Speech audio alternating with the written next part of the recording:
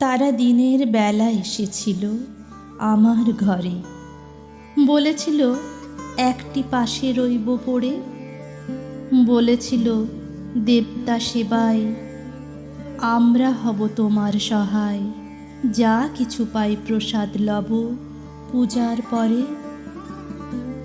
এমনি করে দরিদ্রক্ষীণ মলিন বেশে সংকোচেতে একটি কোণে রইল এসে।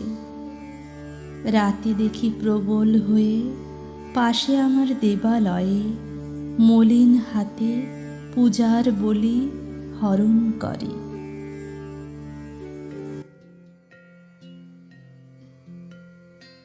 তারা তোমার নামে বাটের মাঝে মাসুল লয় যে ধরি, দেখি শেষে ঘাটে এসে নাইকো পারের করি।